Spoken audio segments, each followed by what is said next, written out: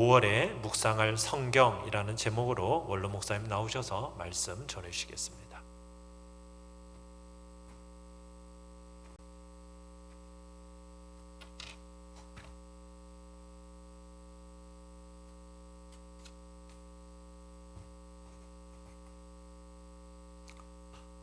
연휴 때문에 길이 막혀서 지금 교회 버스 안에 갇혀 있다고 해야 되나요?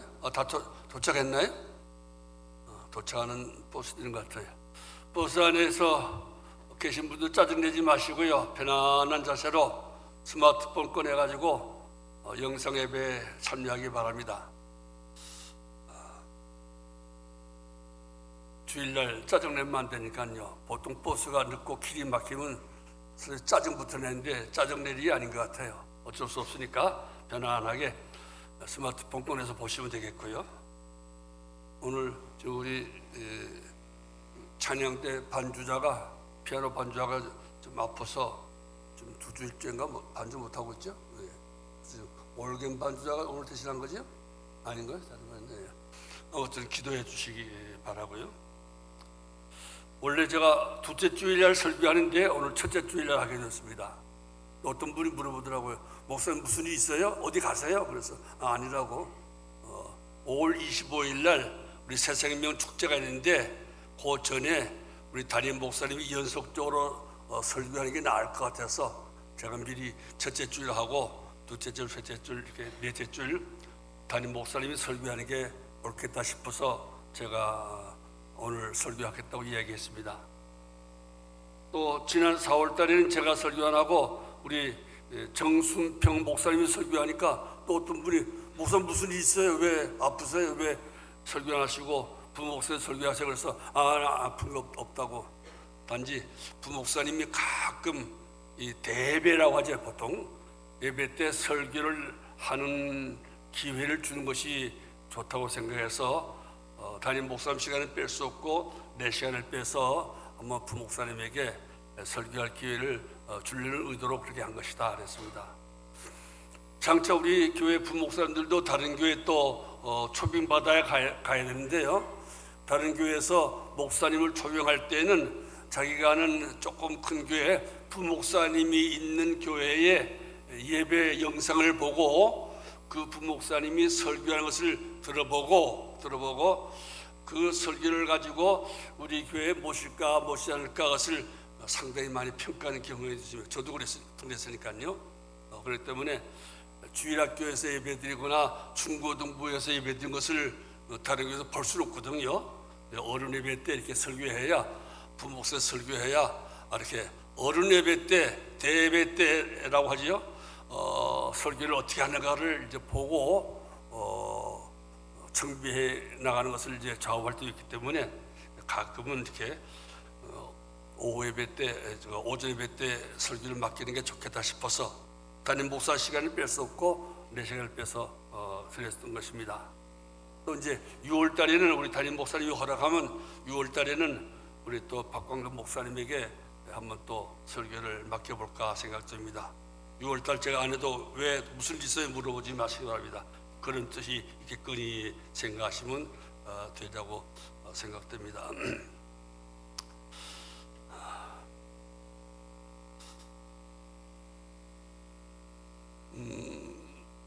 지금 박광배 선교사가 좀 중풍이 들려서 고혈압이 많아서인데 그래서 지금 중풍으로 쓰러져서 좀 치료 중에 있습니다.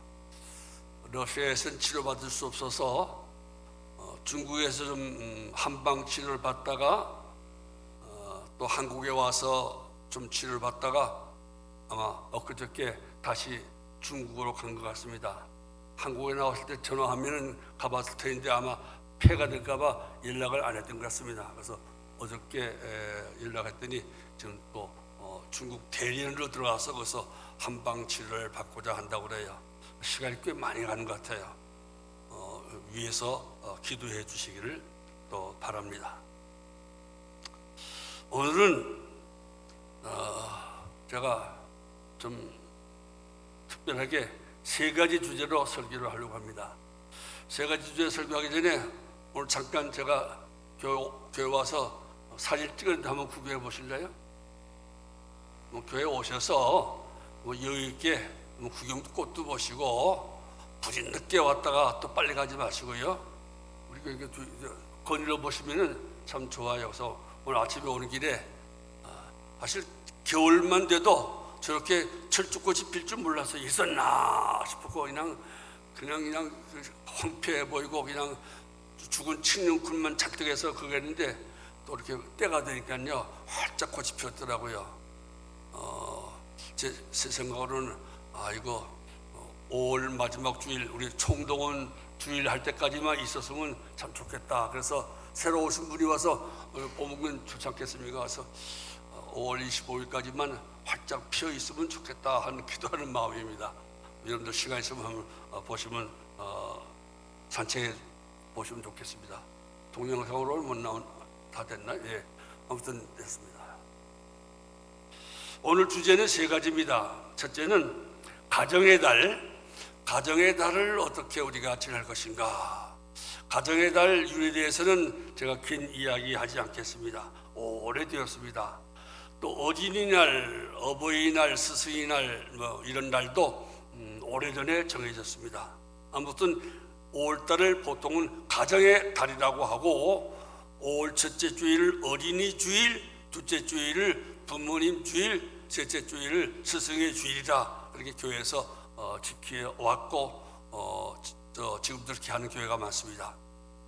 오늘 가정의 달 첫째 주일이니까 어린이 주일이니까 어린이 주일에서 어린이 주인이 된다는 말은 아니고 어린이를 어떻게 주 안에서 기를 것인가, 하나님의 선물인 우리의 아이들을 어떻게 양육하는 것이 하나님의 뜻에 맞는가, 그것을 생각해보는 주일이라고 할 수 있죠.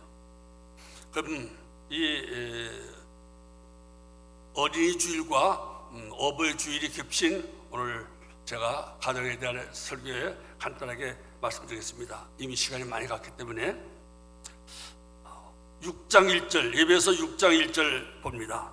자녀들아, 네 부모에게 순종하고 공경하라. 하나님이 가정에 주신 첫 번째 명령은 자녀들에게 주신 명령입니다. 그것은 부모에게 순종하고 공경하라. 우리 전통적인 말로 하면 효도하라 이거죠.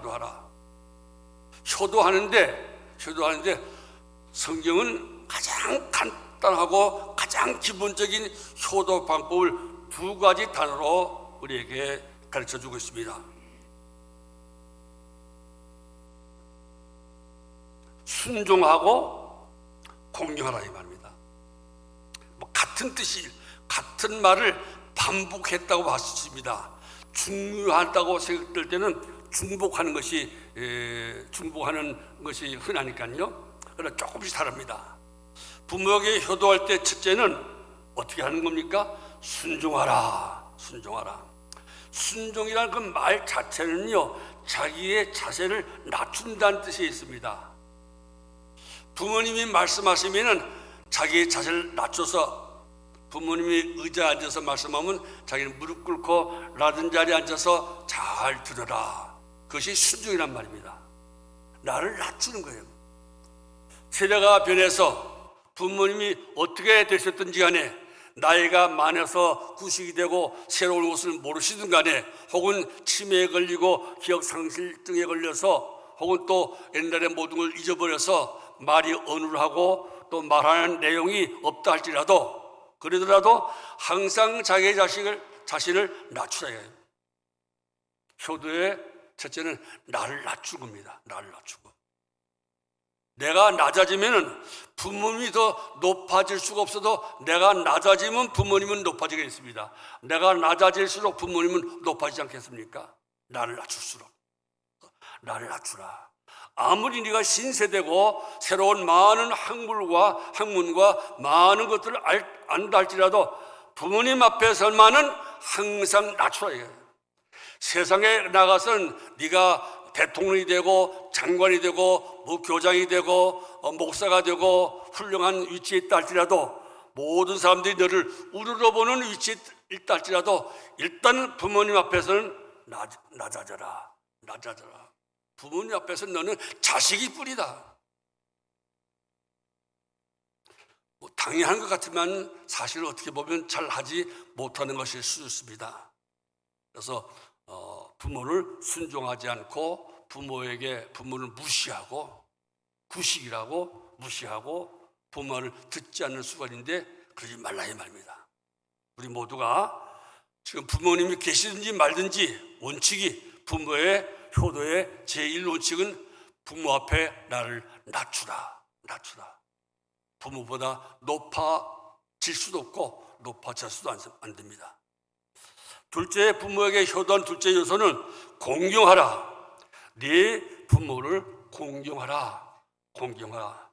공경하라는 말은 순종하라는 말과 좀 반대적인 의미입니다. 반대적이라고 해도 좀 다른 면입니다.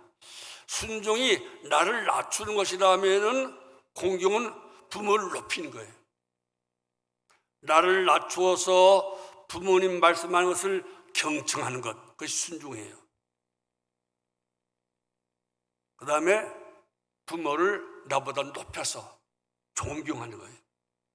부모님이 구시되고 부모님의 지식이 옛날 것이고 또 부모님의 외모와 부모의 건강이 나보다 더 못해졌다 할지라도 능동적으로 부모를 높이는 거예요. 마음속으로 부모를 높이 우러러보고 다른 모든 사람이 있는 데서도 자기 부모를 우러러 높여드리는 것, 그것이 효도의 중요한 요소입니다. 모든 부모는 늙습니다. 늙으면은 순종하기 어렵고 공경하기 어려워집니다. 부모가 아니라면은 보통 사람이라면 늙어 병들고 기억력이 없어지면 다른 사람들은 그 사람을 순종하고 존경할 수 없는 지경에 이르게 됩니다. 그러나 자식들만은 다른 모든 사람이 우리 부모가 늙고 연약해져서 병들고 약해져서 다른 사람들은 다 우러러보지 못하고 다른 사람은 다 그 말에 귀를 기울이지 않을지라도 그 자식만은 그러면 안 된다 이 말입니다. 너는 네 부모에게 순종하라. 항상 부모 앞에서 자기를 낮추어라. 부모 앞에서는 대통령도 없고 목사도 없고 장관도 없다. 선생도 없다. 부모 앞에서는 다 작은 아이일 뿐이다. 부모를 순종하라. 그리고 부모를 높여서 부모를 영예롭게 하고 부모를 영화롭게 하라 하는 그런 뜻입니다. 우리 모두가 그렇게 되겠습니다. 부모님이 계시지 않는 분들이 있을 겁니다. 저처럼 부모님이 계시지 않는 늙은이도 있을 겁니다. 지난 4월 말에 제 아내와 제 누이 동생과 저희 아버지와 어머님과 장모님 있는 신달래 공원 묘지로 갔습니다. 우리 아버님 생일이 5월달이라 양력 5월달이라 우리는 부모님 산소리 할 때 부모님 생신이라고 합니다.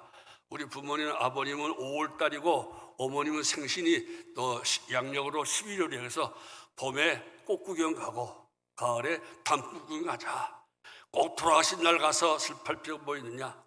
날 낳으신 어머님이 낳으신 그날, 나를 낳아주신 아버님이 태어나신 그날 가자. 그래서 우리는 봄에 가고 가을에 두 번 가는데 부모님 생각이 났습니다. 장모님 생각도 났습니다. 살아계실 때 더 효도했더라면 얼마나 좋았을까. 효도하고자 하되 부모님이 기다려주지 않는다. 그런 말이 있습니다. 그런데 요즘은 또 옛날에는 부모님들이 다 평균 연령이 60세 그럴 때는 자식이 좀 자라서 효도하려고 하면 떠나셨어요. 그렇죠? 우리 시대는 할아버지 얼굴 모르는 사람이 대부분입니다. 저도 그렇습니다. 할아버지 되기가 힘들었어요. 근데 요즘은 또 너무너무 오래 살아가지고 그래서도 오래 사는데 더 오래 살라고 더 발버둥을 치니 이것도 문제 같아요. 우리 늙은이들 더 오래 살라고 발버둥 치지 맙시다. 좀 자식들 생겨가지고 하나님 빨리 들어가세요. 옛날 보면 다 그랬어요. 옛날 보면. 다 어려울 때니까 자식들에게 짐될까봐, 아파서 짐되고 또 경제적인 짐될까봐 옛날 부모 다 그랬어요. 예수 안 믿는 사람들, 아유 귀신들은 뭐 하고 있어? 이 늙은 거 잡아가지 않고 빨리 잡아가야지. 이 자식들을 고생시키는데 귀신들은 뭐 하고 있는 거야? 또 예수 믿는 사람, 하나님 빨리 들어가세요. 너무 늙어서 자식들에게 피해되면 어떻게 해요? 그렇게 했는데 요즘은 뭐 그냥 엄청나게 많이 살고요. 2050년 되면요 65세 이하가 절반, 65세 이상이 절반이래요. 그러니까 65세는 옛날에는 효도 받을 때인데 앞으로는 65세가 돼도요 효도해야 돼요. 아버지가 100살이고 엄마가 120살이니까 야 이거 뭐 어머니 아버지 신세진 것은 기껏 30년인데 효도는 40년을 해야 될 판이니 이거 빚져도 보통 빚지는 게 아니에요. 그러니까 우리 부모들도 잘해야 돼요. 부모들도 참 우리가 자식들에게 짐이 안 되려고요 부모들도 참 마음을 많이 쏟아대요. 그래서 오늘 성경이 또 사절 보면은 부모들아 오직 주의 교훈과 훈계로 양육하라. 그러고 난 다음에 아비들아 너의 자녀를 노엽게 하지 말라 그랬어요. 공평하게 하나님께서는 자식들에게는 효도하라고 그러고요 부모에게 주신 말씀은 하나예요. 주의 교훈과 양육으로, 주의 교훈과 말씀으로 양육하고 그 다음에 노엽게 하지 말라. 집에서 우리가 이 자녀를 기를 때 성경이 가장 경계하는 첫째가 무엇인가 하니 자식을 화나게 하지 말라, 짜증나게 하지 말라. 짜증나게 하지 말라. 우리가 이제 앞으로는 자식에게 60년, 50년 이상 자식과 함께 살게 되어 있는데 그 50년 동안 부모로 잘하는 게 정말 중요하지 않겠습니까? 입장 바꾸었어요. 근데 그렇게 오래 살면서 그 부모가 자식들을 짜증나게 하고 다른 성경에는 자식들을 짜증나게 하지 말라고 그렇게 번역하는 성경도 있어요. 자식들을 화나게 하는 부모가 되어서는 안 되겠지요. 나이가 많든지 젊든지 내 자식이 나이가 이제는 50, 60이 되었든지 아니면 아직도 내 자식이 초등학교 1학년, 중학교 2, 3학년 있든 간에 어떻든지 모든 부모가 자식에게 할 첫 번째 일은 화나게 하자는 거예요. 짜증나게 하자는 거예요. 근데 요즘 갈수록 아이들이 짜증내는 아이가 많아요. 화나는 아이들이 많아요. 부모님은 그 이상한 거예요. 내가 이처럼 지들 위해서 내가 목숨 바쳐서 헌신하고 사랑하는데 왜 짜증을 내는 거야? 왜 화를 내는 거야? 그게 참 영원한 갈등입니다. 영원한 세대 차이 오는 세대 차이의 결과를 할 수 있습니다. 아무튼 우리 나이 많은 분들은 자식 사랑하는 길이 뭔가 하면 자식들을 화나게 하고 짜증나지 않게 하고 자식들을 참 곤란하게 하지 않으려고 항상 애써야 돼요. 항상 애써야 돼요. 자식 눈치를 본다는 말 있지 않습니까? 정상적인 옛날 부모들은 자식의 눈치를 보고 살았어요. 눈치를 본다는 말은 무슨 말입니까? 혹시 자식들이 마음 상할까? 혹시 자식들이 나의 말 한마디 때문에 낙심할까? 실망할까? 항상 신경 썼다는 말이겠죠? 자식 눈치 보고 사는 것, 그것이 현명한 부모의 태도라고 합니다. 부모를 공경하면서 부모의 눈치를 보고 사는 것. 눈치 본다는 것은 배려한다는 뜻이 아니겠습니까? 자식을 늘 배려하는 부모, 부모를 늘 배려하는 자식. 그래서 성경에 너희가 대접을 받고자 하는 대로 서로 배접하라 그러는데 부모와 자식 사이에도 이 원리는 똑같이 적용된다고 생각됩니다. 내가 부모에게서 받고자 하는 대로 내가 부모를 대접하고 내가 자식에게서 효도를 받고자 하는 대로 그 말대로 내가 자식에게 잘하고 우선 부모는 자식을 화나게 하지 말아야 됩니다. 여기 있는 젊은 부모들 젊을수록 자식들을 화나게 할 수가 있어요. 우리 요즘 현명한 부모들은 안 그럴 수도 많습니다만 그러나 어떤 수 없이 부모들은 옛날부터 이 성경에 기록된 그 옛날부터 부모의 특징 중에 하나는 부모 자식들을 화나게 하는 거예요. 그러니까 성경에 부모에게 첫 번째 하는 말이 자식들을 화나게 하지 말라고 했으니까 얼마나 부모가 화나게 하는 것이 오래전부터 했던 것인가를 알 수 있지 않습니까? 앞으로는 더 해질 거예요. 더 해질 거예요.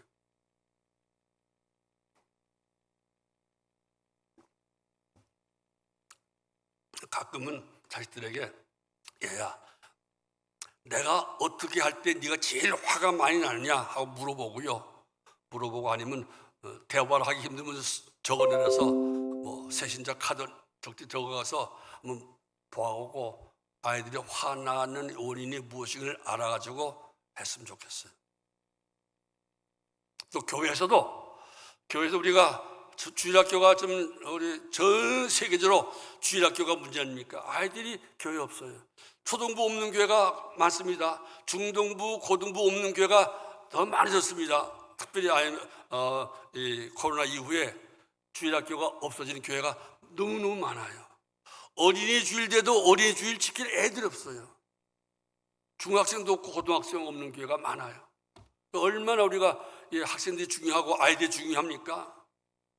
그러니까 아이들을 위해서 주일학교 부흥시키자 뭐 하자 많이 하는데 주일학교를 부흥시키는 교회 목사님과 교회의 특징이 뭔가 하면 아이들이 뭘 좋아하는가를 알아봐야 돼요.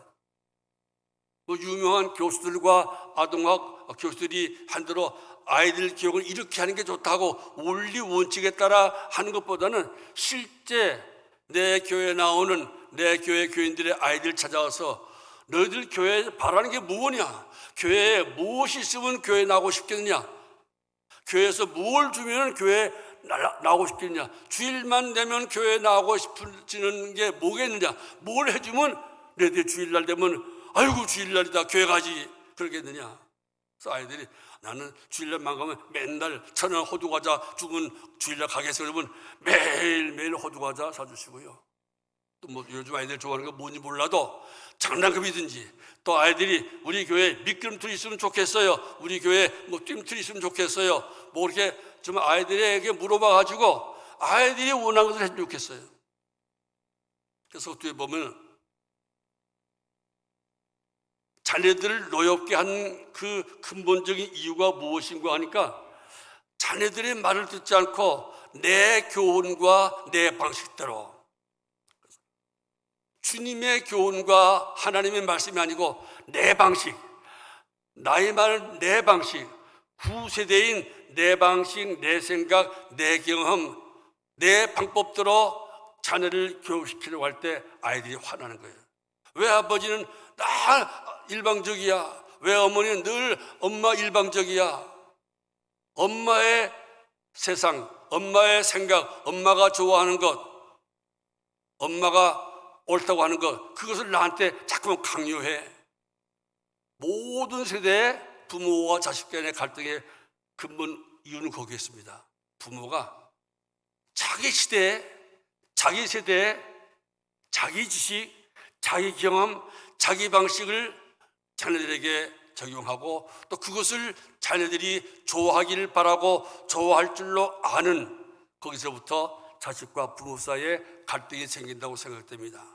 저는 우리 주일학교 우리 부장이나 모든 분들도 먼저 주일학교 어른의 입장에서 아이들에게 이게 필요해, 이런 것이 필요해, 아이들이 이것을 해서 뭘 하려고 하지 말고 자꾸 아이들에게 자주 좀 물어봤으면 좋겠어요.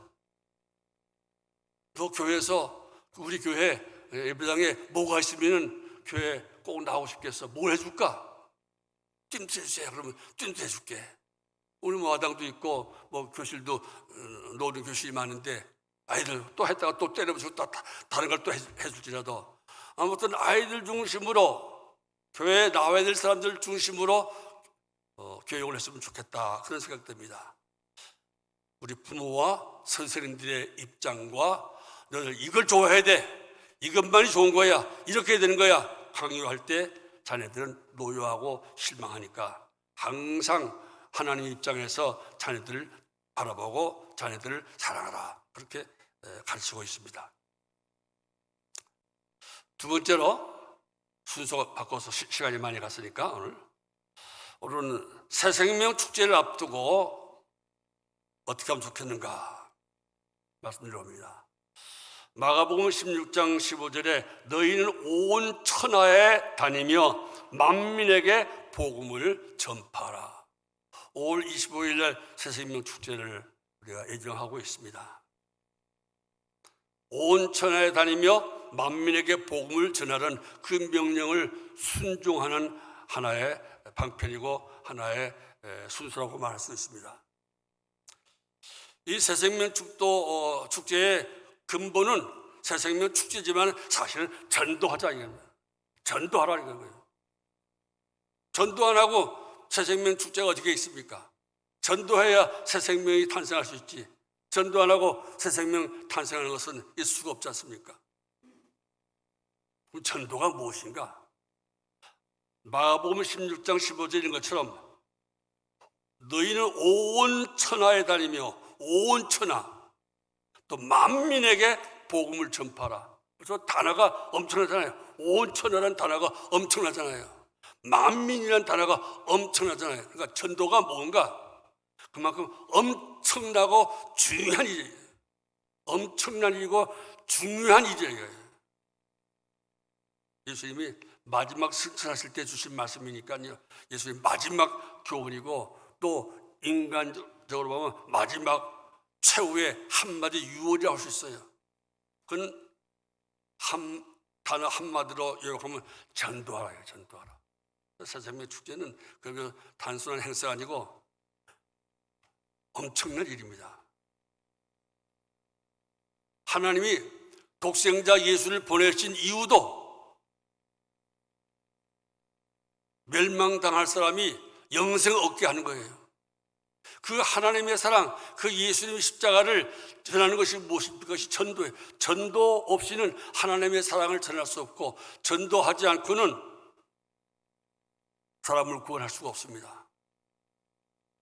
하나님이 예수님 보내신 이유도 전도해서 구원받게 하려는 거예요. 예수님의 마지막 명령도 전도하라는 거예요. 성경 보면 다 예수님 마지막에 하신 말씀, 사도행전도 보면 마지막에 하신 말씀이 전도하라, 전도하라, 전도하라는 거예요. 사도행전 1장 8절 보면 예수님께서 성령을 보내주시면서 왜 보내주시는가? 전도하기 위해서, 전도할 능력과 전도할 마음을 주시기 위해서 하나님께서 성령을 보내주실 것이다 그랬습니다. 하나님이 원하시는, 예수님이 가장 원하시는, 성령님이 가장 하고 싶어 하신 일이 무엇인가? 전도해서 새 생명을 탄생시킨 겁니다. 새 생명을 탄생시키는 하나님의 자녀가 태어나는 것입니다. 온 천하에 다니며 만민에게 해야 될 가장 중요한 일이 전도입니다. 그래서 우리가 좀 명심하고, 전도가 쉽지 않지만은 전도에 힘을 써야 됩니다. 뿐만 아니라 제가 자주 강조하지만은 교회에서 가장 큰 일이 전도하는 거니까요. 전도하지 않는 교회는 교회가 아니라고 하지 않습니까? 하나님이 전도하게 하려고 교회를 세웠거든요. 오직 전도하게 하려고 교회를 세웠습니다. 교회의 가장 큰 목적은, 시종 목적은 전도입니다. 전도해서 영원한 멸망에 갈 사람을 영생을 얻게 하는 것입니다. 그렇기 때문에 우리가 전도에 모든 힘을 다 기울입니다. 우리 모든 전도회 모일 때마다, 다음 주일날 또 오늘 모인다고 그러나요? 모일 때마다 전도에 대해서 기도해야 됩니다. 그럼 뭐 회비 좀 받아가지고 주일학교 할 때 좀 도와주고 경로 잔치할 때 좀 찬 조금 내고 지난번 경로잔치 할 때 찬조금 내준 모든 분들과 전도에 감사합니다마는, 그러나 그게 그렇게 하려고 회비 모으는 건 아니지 않습니까? 전도에 할 일은 오직 전도예요. 전도를 했느냐 안 했느냐, 또 우리가 전도하는데 얼마나 도움이 되고 교회가 전도하는데 얼마나 우리가 협력을 했느냐, 아니면 내 나이 또래에 누군가가 교회에 왔는데 그 내 나이 또래 교회에 처음 전도를 받아서 온 사람에게 우리가 어떻게 해야 그 사람이 교회에 뿌리를 내리고 교회에 성경 말씀대로 세례를 받을 때까지는 최소한도 세례 받을 때까지 우리가 할 일이 무엇인가, 그런 것들을 좀 이야기하고 위해서 기도했으면 참 좋겠다, 그런 생각됩니다. 뿐만 아니라 제가 종종 강조한 것처럼 교회에서 제일 귀한 분도 전도하는 사람이에요. 목사님도 귀하고 장로도 귀합니다. 다 귀합니다.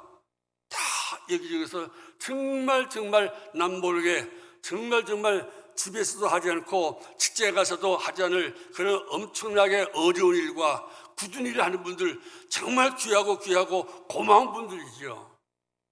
그러나 전도하는 사람에게는 비할 수 없습니다.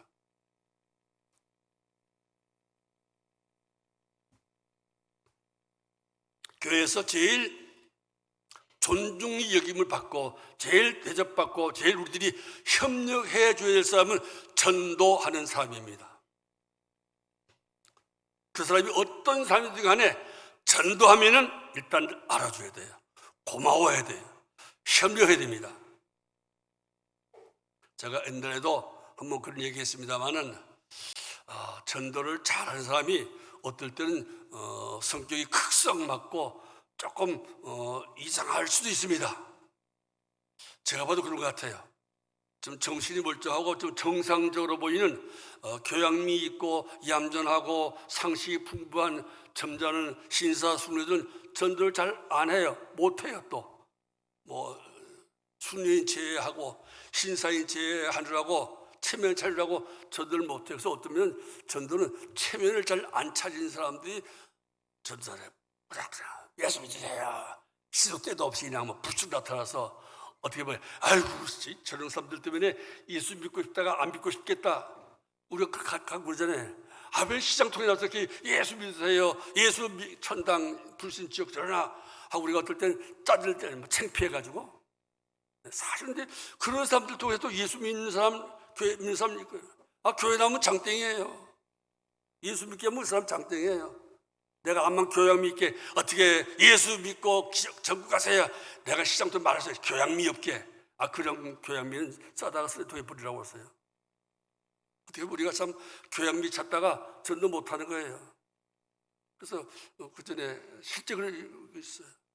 어떤 분이 내가 그 전도 잘하고 칭찬했던 어떤 분이 그런데 내가 직접 나한테 하는 거야.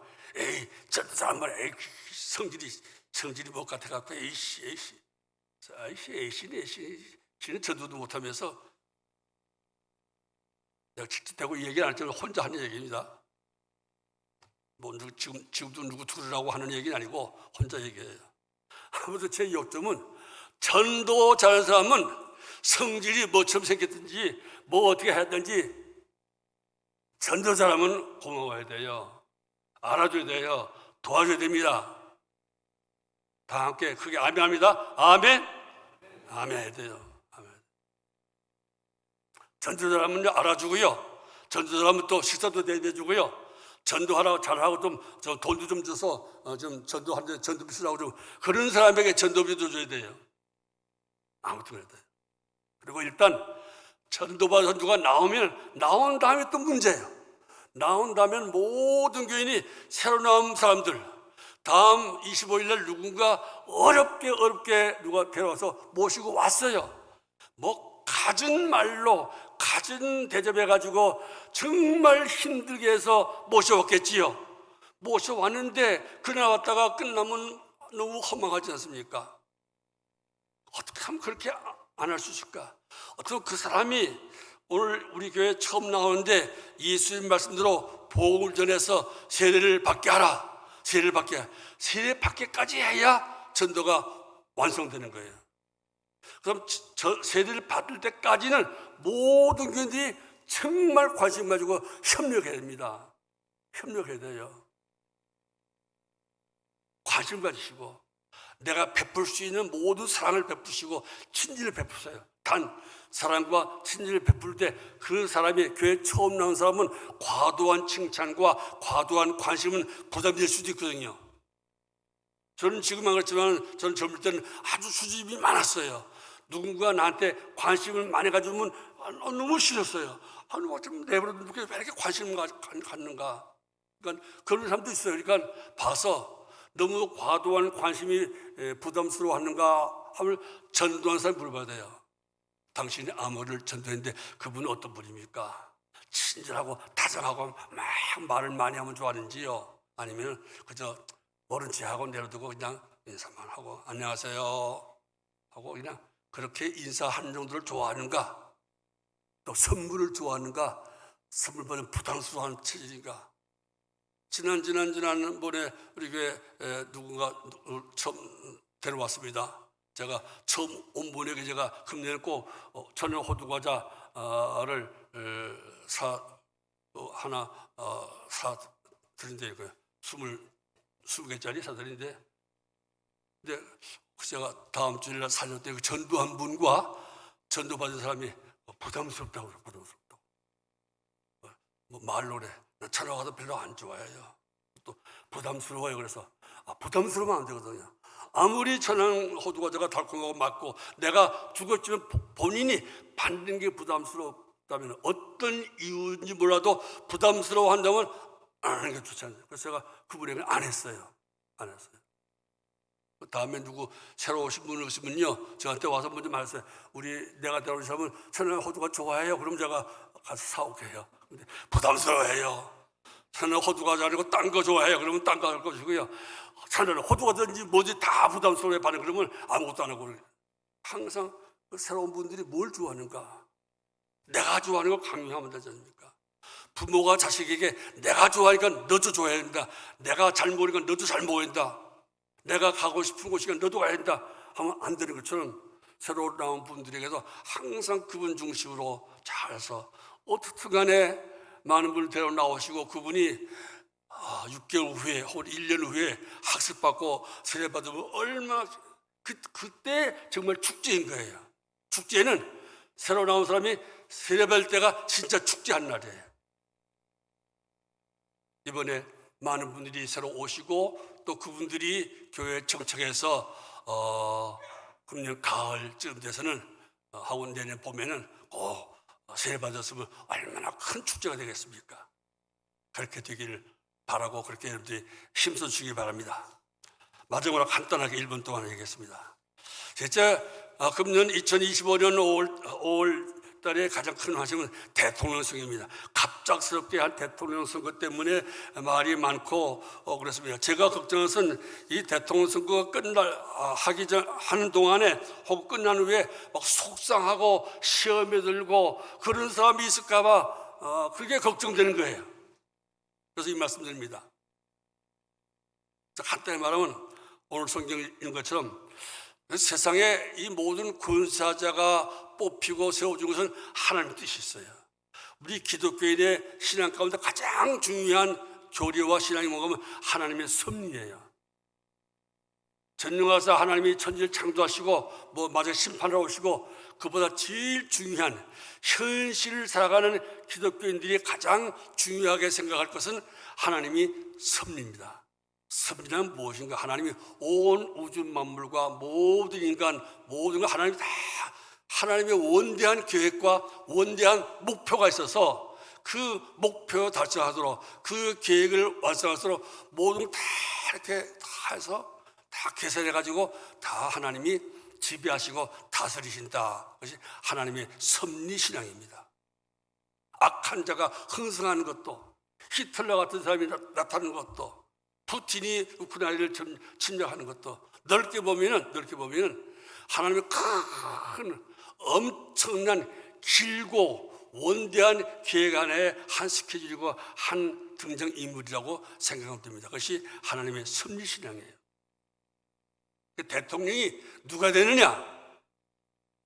그 배후에 누가 됐든지 간에 하나님의 섭리가 있겠다. 하나님의 섭리가 있어서 뽑힌 사람이다 생각하고 그가 누구든지 그 대통령이 어느 출신이고 어느 당 사람인지 관계하지 말고 하나님 뜻이 이것이었구나. 지금 당장은 하나님 뜻이 무엇인지 모르지만 하나님의 뜻이 있을 것이다. 두고 보자 하는 마음으로 누가 되든지 간에 여러분들 제 생각은 그렇습니다. 그것이 하나님의 큰 섭리 가운데서 그 사람이 대통령으로 뽑혔다 믿고 이제 우리가 할 일은 제가 늘 하는 것처럼 일단 대통령 되고 장관 되고 국회의원 되면은 그 사람이 대통령으로 잘하도록 국회의원으로 잘하고 장관으로 잘하도록 또 우리 교회 장로로 잘하고 담임 목사로 잘하도록 내가 원했던 삶인지 원하지 않았던 삶인지 일단 되고 난 다음에 열심히 기도해야 돼요. 기도하고 협력해야 돼요. 최고의 백성 그것이 우리 예수 믿는 사람들이 해야 될 일이에요. 하나님은 섭리를 믿는다고 그래야 됩니다. 그렇게 하면 대통령 선거 하기 전까지도 속상할 게 없어요. 판세가 이상하게 돌아가네? 그래서 크게 속상하지 마세요. 끝난 다음에 왜 이렇게 됐어? 화내지 마세요. 하나님의 뜻이 이루어지고 하나님의 나라가 이루어지고 하나님의 이름이 그렇게 여김을 받기를 소원합니다. 그렇게 기도하고 마음 편안하게 해주세요. 혹시라도 이 선거 기간에 마음 상하는 교인들이 있을까 봐 다른 교인은 몰라도 우리 교인들 가운데 또 선거 끝난 후에 혹시 우리 교인 가운데 마음 상하거나 또 마음 상해서 또 누구하고 또 서로 마음 상하는 충돌이 있을까 봐 걱정 높아진 명에서 이 말씀드립니다. 선거는 시작부터 마지막까지 하나님의 섭리 가운데 이루어질 것이니까 하나님께 맡기고 기도만 하고 이제 각자가 자기 신앙 실력대로 자기의 신앙 실력대로 누가 더 하나님 뜻에 부합한가 누가 더 하나님의 계시에 정신이 맞는가를 자기가 판단하고 자기가 투표하면 돼요. 그리고는 하나님께 맡기세요. 그래서 선거 끝날 때까지 마음 상한 일이 없길 바랍니다. 다른 교인과 다른 교회 교인과 혹시라도 충돌할 일이 없기를 바라서 높아서도 이 말씀을 드립니다. 아무튼 오늘은 좋은 날, 푸른 날입니다. 자, 우리 교회도 칠중이 확 썩히고 황매화도 피고 또 다른 아름다운 꽃들이 피었습니다. 이 자연 만물을 감상하면서 올들 즐겁게 편안하게 지나시고 행복한 가정을 이루시기를 하나님 축복하시길 주의 이름으로 축원합니다. 기도하겠습니다.